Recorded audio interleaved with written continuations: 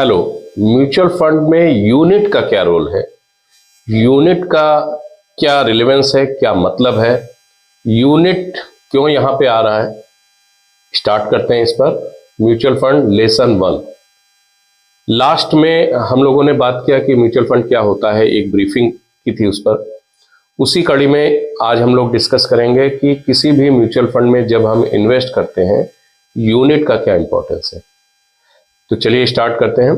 Unit, आप जब भी कोई इन्वेस्टमेंट करते हैं, लाइक जैसे आप बैंक में इन्वेस्ट करते हैं तो आपको फिक्स डिपॉजिट की फॉर्म में, तो वहां पे आपको डिपॉजिट सर्टिफिकेट मिलता है।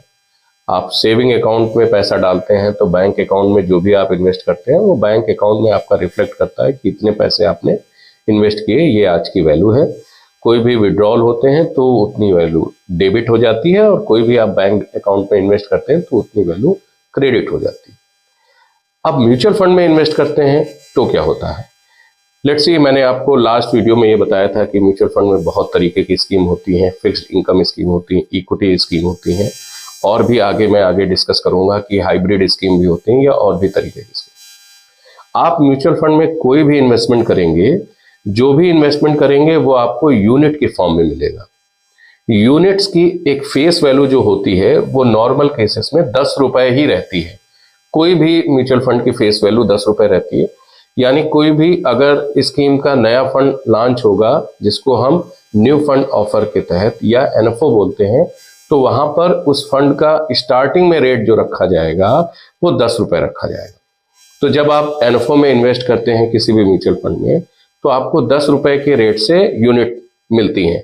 लेट्स सी कि अगर आप किसी एनएफओ में लगाते हैं तो आपने अगर 1 लाख रुपए लगाया तो 10 रुपए का एनएफओ का प्राइस आपको 10,000 की यूनिट देगा।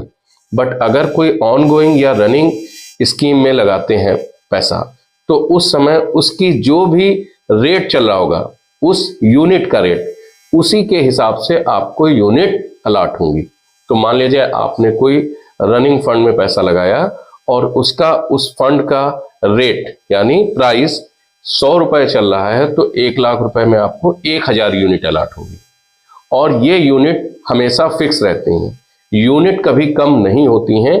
ऐसे ही किसी भी म्यूचुअल फंड स्कीम में आप भी जो भी लगाएंगे वो यूनिट के फॉर्म में ही आपको इन्वेस्टमेंट किया जाएगा, और आपके म्यूचुअल फंड के स्टेटमेंट ऑफ अकाउंट में यूनिट्स दिखाई जाएंगे कि कितने आपने इन्वेस्ट किए, उसके अगेंस्ट में कितनी यूनिट मिली आपको।